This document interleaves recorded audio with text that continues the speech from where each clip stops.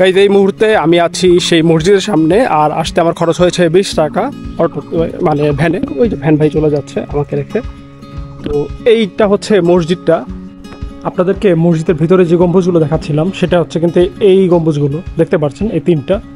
তো গাইজ এখানে আসার পরবর্তীতে এই যে জায়গাটার কথা বললাম, এই মোড়ে আসার পরবর্তীতে অটো আছে, বাট এগুলো আসলে যেহেতু লোকাল অটো দাঁড়িয়ে রয়েছে, মানুষ ভরবে তারপর যাবে।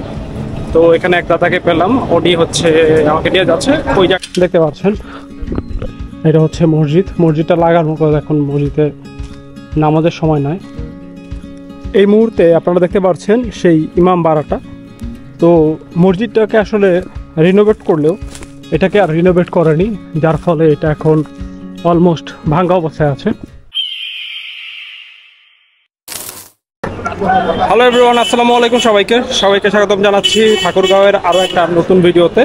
তো এই সিরিজের আগের ভিডিওটাতে আপনারা দেখেছেন যে কীভাবে আমি পঞ্চগড় থেকে ঠাকুরগাঁও আসলাম। তো এই ভিডিও থেকেই আমরা আসলে ঠাকুরগাঁওকে এক্সপ্লোর করা শুরু করব। এখানে ফার্স্ট একটা মসজিদে যাব। তো এখন আমি আছি হচ্ছে মুহূর্তে আপনি দেখতে পাচ্ছেন যে একটা চত্বরের মধ্যে।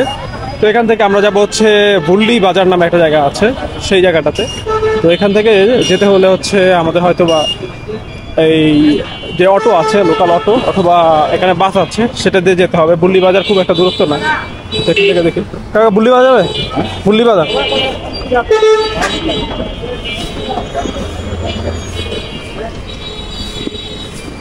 এই অটো কোন যায়? পুরাতন বাস স্ট্যান্ড বলতো কত করে? 5 টাকা। আরো যাবেন? ওদিকে যাবেন? হ্যাঁ বসেন। তো চলুন আমরা হচ্ছে এখান থেকে পুরাতন বাস স্ট্যান্ড যাই। পুরাতন বাস স্ট্যান্ড হচ্ছে 5 টাকা ভাড়া। আর এখান থেকেই আসলে আমরা চলে যেতে পারবো হচ্ছে বুল্লি বাজারে। আমরা যখন এখান থেকে এসছিলাম, আমরা একটা বুল্লি বাজার হয়ে এসে দেখো হচ্ছে আমার কাছে এটা পরিচিত লাগছে। বুল্লি বাজার গিয়ে এখান থেকে আসলে আমাদের যে মসজিদ সেটাতে চলে যাওয়া যাবে। তো চলুন ফার্স্ট হচ্ছে আগে বুল্লি বাজার। বুল্লি কত করে ভাই? বুল্লি এখান থেকে ভাড়া ছিল। হ্যাঁ 12 কিলোমিটার। না আমি বললাম কত করে?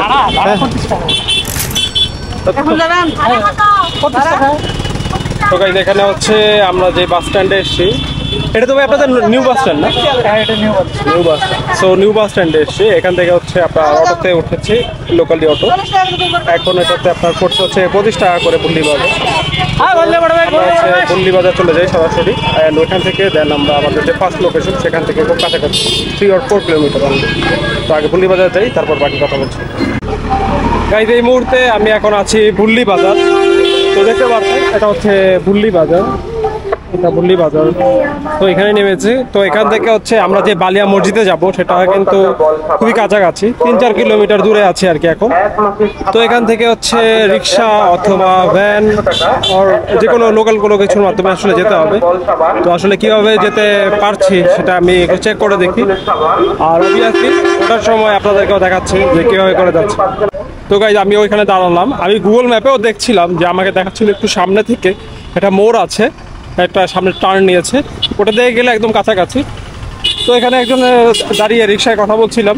তো সে বললো যে আমাকে এখানে না নিয়ে একটু সামনে থেকে নিতে, তার সেক্ষেত্রে হচ্ছে মাত্র 20 টাকাতেই নাকি চলে যেতে পারবো।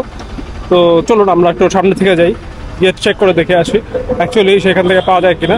যদি পাওয়া যায় তাহলে তো ভালো। তো এখান থেকে একদম খুব কাছাকাছি একটা, আর এদিক দিয়ে গেলে হচ্ছে একটু ঘুরে যেতে হবে এই বুল্লি বাজার থেকে। তো চলুন সামনে যাই।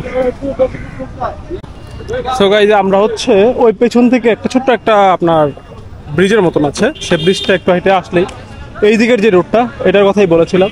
যেদিকে গেলে জিনের মসজিদটা খুব কাছাকাছি পড়ে। এটাকে জিনের মসজিদও বলে। কেন বলে ওটা আমি সামনে গিয়ে আপনাদেরকে ওটার হিস্ট্রি যখন বলবো তখন আপনারা বুঝতে পারবেন। তো এখানে লোকালরা বেশিরভাগ জিনের মসজিদ নামে চিনে। তো এখান থেকে দেখি ভ্যান আছে, ভ্যান যায় নাকি।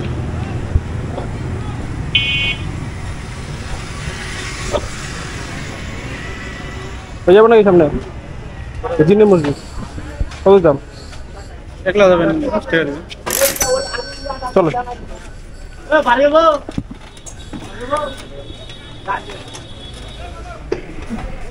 সবাই দেখা ভ্যান নিয়ে নিলাম, আর এখন চলে যাচ্ছে হচ্ছে ভ্যানে করে সেই জিনের মসজিদে। তো চলুন যাওয়া যাক।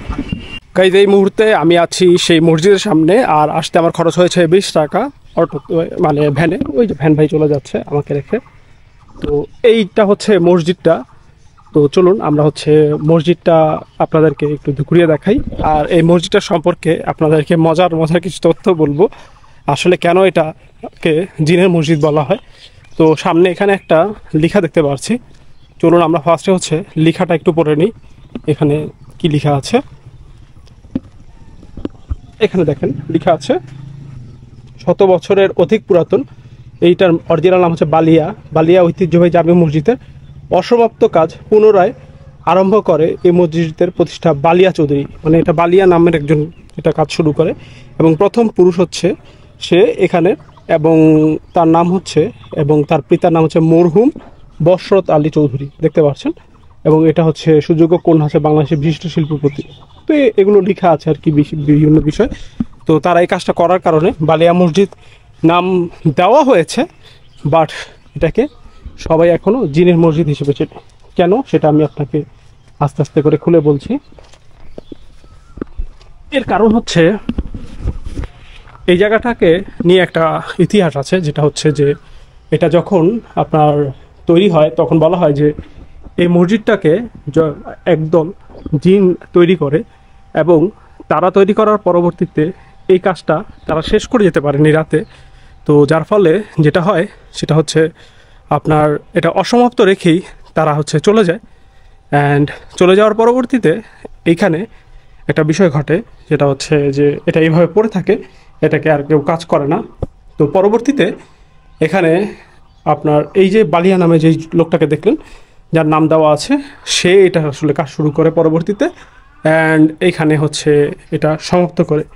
তো এই জন্যই এটাকে আসলে সবাই এখন জিনের মসজিদ হিসেবে চিনে। তো আপনাদেরকে আমি একটু ভিতরে ঢুকে ঘুরে দেখাচ্ছি। জুতাটা রেখে যাই, জুতা রাখার ওখানে কোনো স্পেস নেই, আপনারা দেখতে পাচ্ছেন।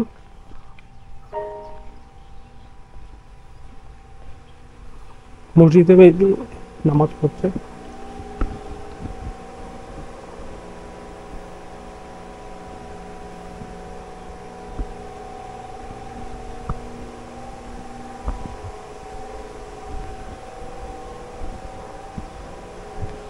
দেখতে পাচ্ছেন গম্বুজগুলো।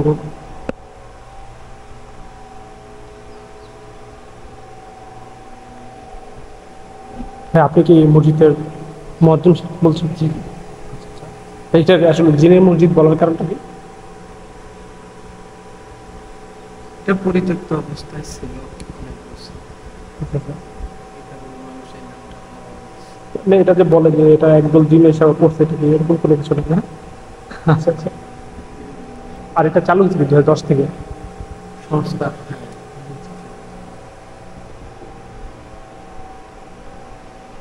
তো দেখতে পাচ্ছেন এটা হচ্ছে ইমামের ঘর, এপারে 3টা গম্বুজ, এই যে এখানে আরেকটা গম্বুজ দেখতে পাচ্ছেন হয়তো আপনারা। এখানে একজন নামাজ পড়ছে, এই জন্য আস্তে কথা বলছে। এখানে হচ্ছে বড় গেট। তো এই হচ্ছে মসজিদটা, দেখতে পারলেন। এদিক দিয়ে হচ্ছে মিনার আছে বেশ কিছু। এটা কিন্তু বেশ সুন্দর একটা মসজিদ, এবং বেশ বড় একটা চমৎকার একটা মসজিদ। আপনাদেরকে মসজিদের ভিতরে যে গম্বুজগুলো দেখাচ্ছিলাম সেটা হচ্ছে কিন্তু এই গম্বুজগুলো দেখতে পাচ্ছেন, এই 3টা, এই যে এখানে একটা, এখানে আরেকটা, এখানে আরেকটা, এই টোটাল 3টা গম্বুজ কিন্তু আছে এই মসজিদটার ভিতর। আর মসজিদটার ভিতরের যে স্পেস আপনাদের কিন্তু আমি ভিতরে ঢুকেও দেখালাম, খুব বেশি বড় না, মানে মোটামুটি ছোট একটা মসজিদ, বাট মসজিদটা কিন্তু দেখতে খুবই অসাধারণ। আর আপনাদেরকে যদি সামনে থেকে দেখাই, এটার সামনেও খুব সুন্দর।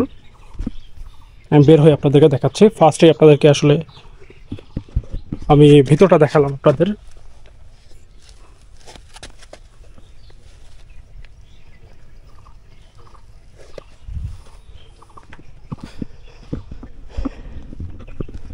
এখানে দেখতে পারবেন যে এই যে এটা হচ্ছে সামনের অংশ। তো এই পুরোটা হচ্ছে মসজিদটা, সামনের অংশটাও খুব চমৎকার, আর পেছনে হচ্ছে মেইন মসজিদটা। গাইজ এই হচ্ছে মসজিদটা, আর এই মসজিদটা দেখার জন্য এখানে একটা রুম করা আছে, এটা হচ্ছে দর্শনার্থীদের জন্য। আপনি দেখতে পারবেন এখানে লেখাও আছে, এই যে এখানে হচ্ছে লেখা আছে যে বালিয়া মসজিদের দর্শনার্থীদের জন্য কক্ষ নির্মাণ করা হয়েছে। এখানে প্রকল্প ব্যয়টা এগুলো লেখা আছে। এখানে হচ্ছে এরকম বসার সিট দেওয়া আছে, এখানে সে বসতে পারে। পাশাপাশি এই জায়গায় দেখতে পাচ্ছি একটা মজার জিনিস, যে হচ্ছে সকেট দেওয়া, অ্যান্ড হচ্ছে আপনি চাইলে ফোন অথবা যে কোনো কিছু চার্জ দিতে পারবেন। ওইখানে হোল্ডার দেওয়া আছে যেটাতে হয়তো লাইট জ্বালানো যাবে রাতের জন্য, অ্যান্ড উপরে একটা টিনের করা। তো এখন তো বর্তমানে আসলে হিট ওয়েভ চলছে, যার জন্য হচ্ছে টিনের জন্য একটু গরম লাগছে, সব জায়গাতেই একটু গরম বেশি।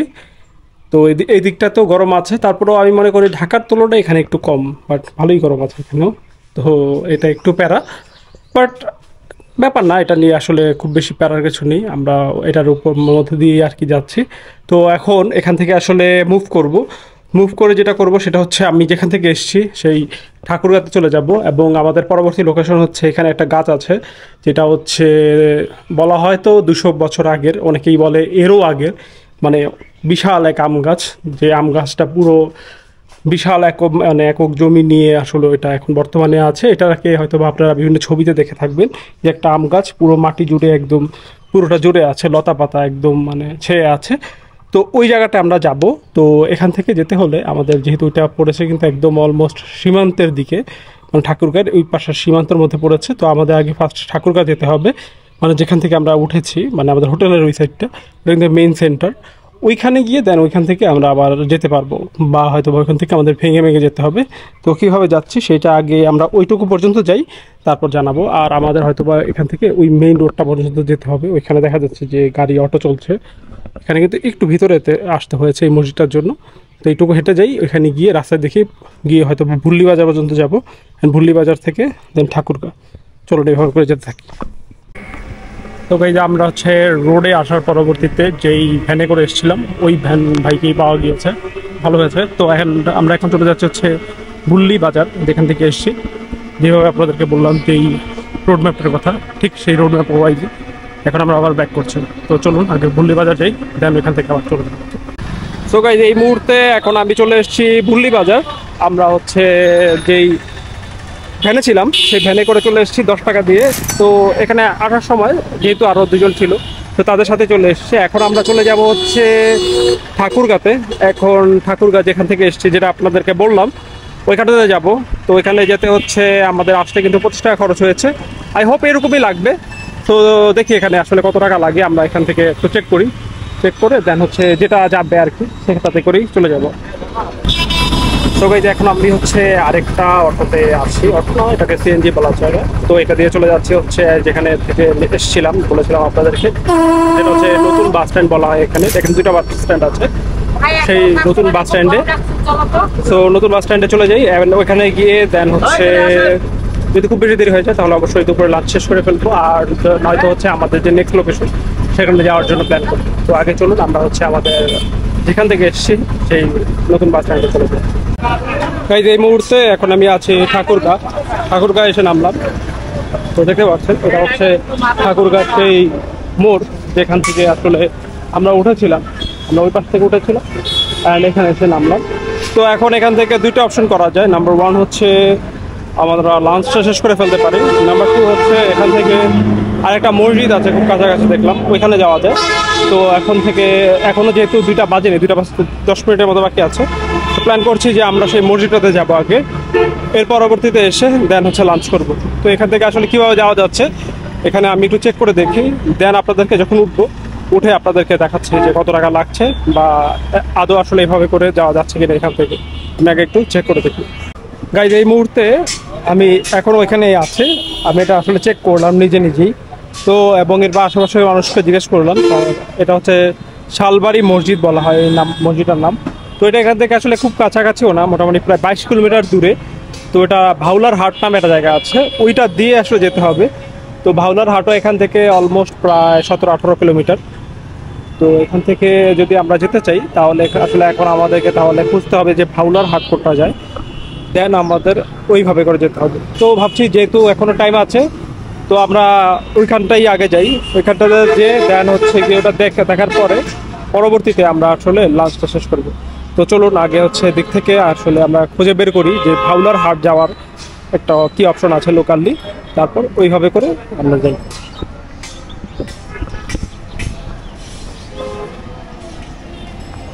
ভাই বাউলার হাট যাওয়ার অটো কোন থেকে পাওয়া যাবে? বাউলার হাট যাওয়ার অটো ভালোরা যাওয়ার তো আপনি ওটা রোডে পাবেন, মেন রোডে, তাহলে রোড বাজার রেল স্টেশন। রেল স্টেশন পাওয়া যাবে, হ্যাঁ। এদিক নেই? এদিকে আপনার রোডের গাড়ি ধরতে হবে, ওখানে মনে করেন যে আপনার ডাইরেক্ট যেতে গেলে আপনার রিজার্ভ যেতে হবে। মানে তাহলে ওই রেল গেট থেকে যেতে দিব না? আপনাকে আগে যদি আপনি যদি রোড যান, হ্যাঁ হ্যাঁ হ্যাঁ যদি আমাদের গাড়ি যেতে তাহলে রিজার্ভ পাবো যে ওই মোড়ের ওই পাশে হ্যাঁ হ্যাঁ হ্যাঁ আপনারা যে পশ্চিম দিকে যে রাস্তাটা গেছে, হ্যাঁ ওই যে পশ্চিম দিকে যেতে হবে, হ্যাঁ ওখানে যে অটোতে যায় আপনার 15 টাকা করে নেবে রোড ভাড়া। বাউলার হাটে না? তাহলে রোড বাজার, রোড বাজার আছে। হ্যাঁ ওখান থেকে আপনি ভালো একটা গাড়ি পাবেন। ও আচ্ছা ঠিক আছে, ধন্যবাদ। সো দেখতে পারলেন এখানে আসলে যে লোকেশন বললো, এখান থেকে হচ্ছে রোড বাজার, তারপর হচ্ছে ভাউলার হাট। মোটামুটি একটু ম্যাথই লাগছে, তাই না? ব্যাপার না, এটা এরকমই হয়, এখানে যেতে হয়। তো আমরা আরও দু একজনকে জিজ্ঞেস করি, তারপর চলুন। তো গাইজ এখন আমি একটা অটোতে বসলাম, যেইভাবে করে বলেছিল। তো আমাদেরকে আসলে রোড পর্যন্ত যেতে হচ্ছে, তারপর হচ্ছে আমরা যেতে পারবো হচ্ছে ভাউলার হাটে। একটু চেক করি, দেখতে পাচ্ছেন এটা হচ্ছে মূল লোকেশন, যেটা হচ্ছে অলমোস্ট 22 কিলোমিটার। তো চলুন যেতে যেতে আপনাদের সাথে বাকি কথা বলছি। গাইজ এই মুহূর্তে আমি আছি সেই রোডে। আসলে রোড বলতে বলা হচ্ছিল ঠাকুরগাঁ রোড নামে এই জায়গাটাকে চেনা হয়। এইটা হচ্ছে রোড, আপনি বিভিন্ন জায়গায় লেখা দেখতে পারবেন ঠাকুরগাঁ রোড, ঠাকুরগাঁ। তো এটা হচ্ছে সেই ঠাকুরগাঁ। তো এখানের থেকে একটু সামনে গেলেই বললো যে একটা আপনার ওয়ালটনের শোরুম আছে, অ্যান্ড ওইখানে গেলেই ভাউলার হাট যেটা, তো সেখানে যাওয়ার যে অটো, লোকাল অটো, সেটা পাওয়া যাবে। তো চলুন আমরা হচ্ছে এদিক দিয়ে যাই, এদিক দিয়ে হচ্ছে ওই যে জায়গাটার কথা বলেছে সেই জায়গাটায় যাই, অ্যান্ড ওইখান থেকে দেন আমরা আমাদের যে লোকেশন সেখানে চলে যেতে পারবো। কারণ ভাউলার হাট থেকে দেখলাম যে খুব কাছাকাছি আমরা যে শালবন মসজিদ যেতে যাচ্ছি, ওই মসজিদটা। তো যেতে থাকি, চলুন। এটা কই যাবো? হ্যাঁ কই যাবো? এটা ভাউলার কত করে? পড়ে গেছে? আরে বাবা, আরে আচ্ছা আমি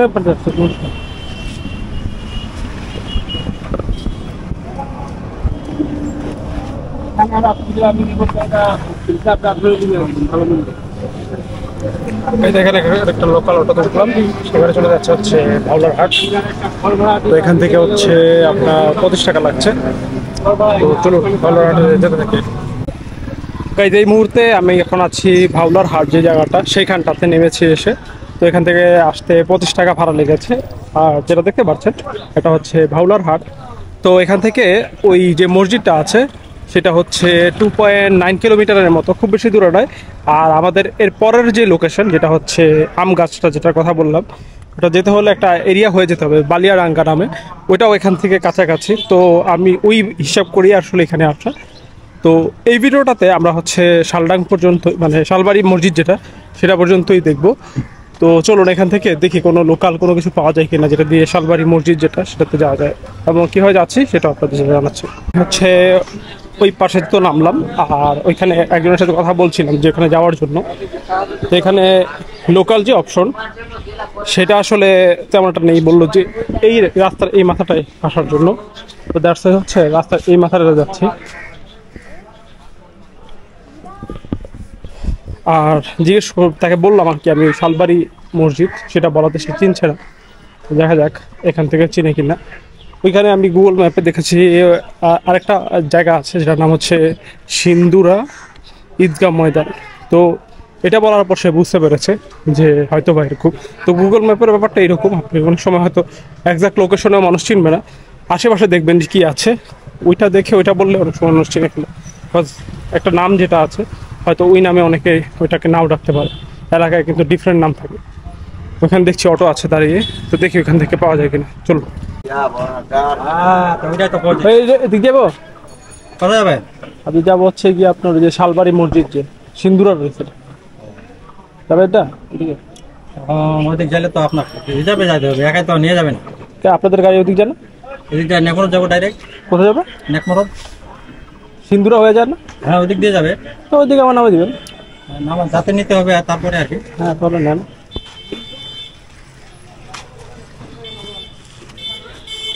কত করে এমনি ওই সিন্দুরাতে?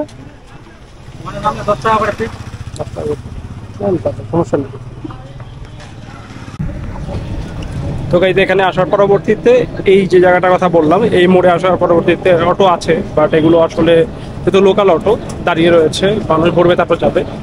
তো এখানে এক দাদাকে পেলাম, উনি হচ্ছে আমাকে নিয়ে যাচ্ছে ওই জায়গার জন্য হচ্ছে 50 টাকায় রিজার্ভ করলাম। তো এখানে এই অটোগুলো আসলে বড় অনেক, তো আপনি যদি নর্মালি একা যান সেক্ষেত্রে হচ্ছে আপনার 10 টাকার মতন লাগবে। তো যেহেতু আমি একা যাচ্ছি তো এই জন্য হচ্ছে 5x হয়ে গেছে আর কি। তো এটা হচ্ছে 50 টাকা। দাদার নাম কি? আপনার নাম কি দাদা? আমার নাম রবীন্দ্রনাথ। রবীন্দ্রনাথ। তো ঠিক আছে, তো ওনার অটোতে করেই এখন যাচ্ছে হচ্ছে সেই মসজিদে। এটা তো মোটামুটি অনেক আগের মসজিদ, তাই না? এখন কি এটা কি চলে মসজিদ? মানে চলে মানুষজন যা নামাজ পড়ে না? আমার করে আচ্ছা, মানে আপনারা কি একদম ছোটবেলা থেকে এই মসজিদ দেখতেছেন? না, এটা বহুদিনের মসজিদ। আচ্ছা। না, আমি ওটা নাম শুনছি যে এটা অনেক পুরাতন নাকি মসজিদ? পুরাতন, অনেকেই পুরাতন, অনেক পুরাতন। তো ঠিক আছে গাইজ, চলুন আমরা সেই মসজিদের দিকে যাই। গাইজ এই মুহূর্তে আমি এখন সেই মসজিদের সামনে আছি। তো এই মসজিদে আসতে এই মসজিদে আসতে আমার খরচ হয়েছে 50 টাকা। তো এই মসজিদটা আগে অনেক পুরাতন ছিল, কিন্তু বাট যে আসছিলাম যে দাদার সাথে, সে বললে এই মসজিদে অনেক কাজ করা হয়েছে। তো দ্যাটস ওয়াই হচ্ছে এখন এটা মোটামুটি নতুনের মতোই দেখতে পাচ্ছেন। এটা হচ্ছে মসজিদটা লাগানো, এখন মসজিদে নামাজের সময় নয়।